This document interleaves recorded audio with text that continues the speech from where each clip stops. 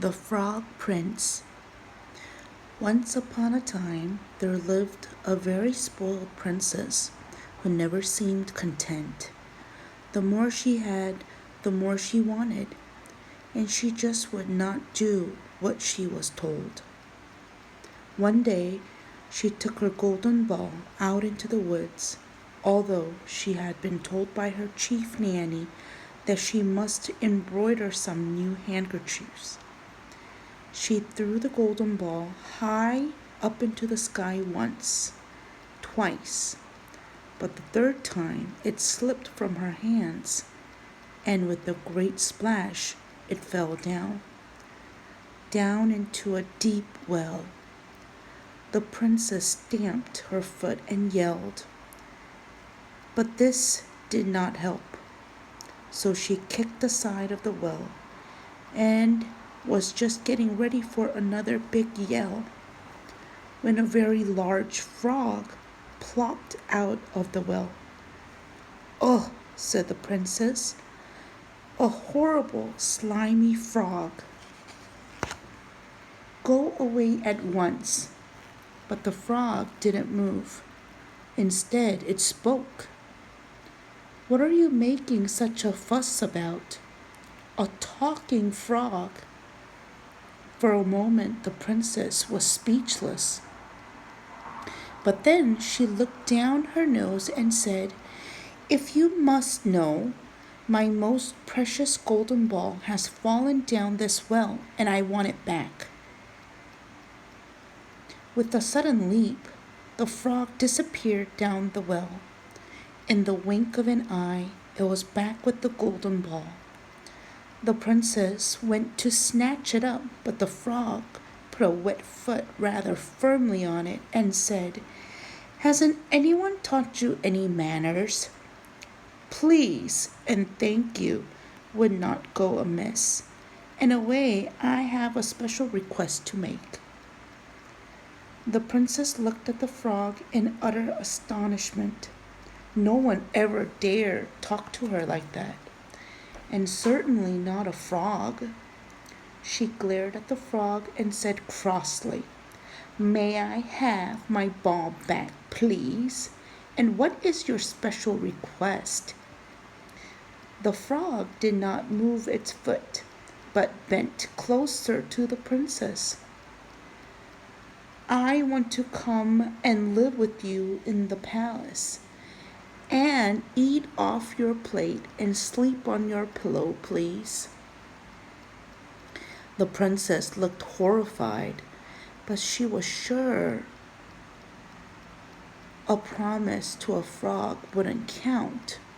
So she shrugged her shoulders and said, "Course you can," and grabbed her golden ball from under the frog's foot and ran back to the palace very quickly.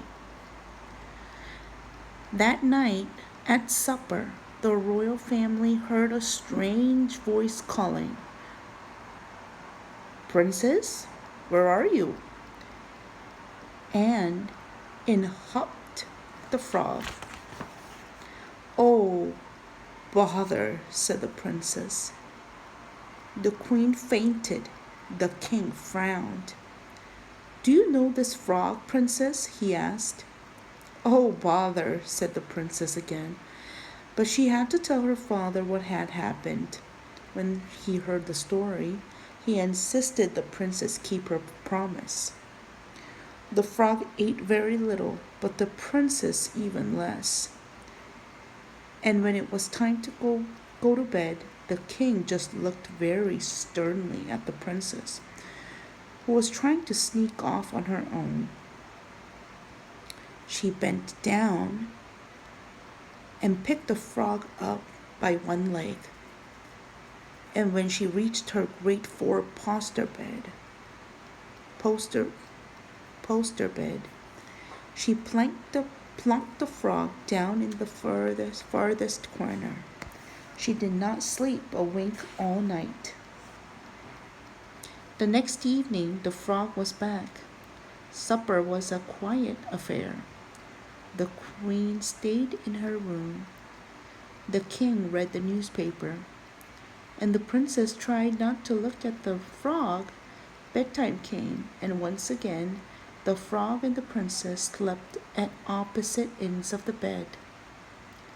The third evening, the princess was terribly hungry, and she just pretended the frog was not there and ate everything that was placed in front of her.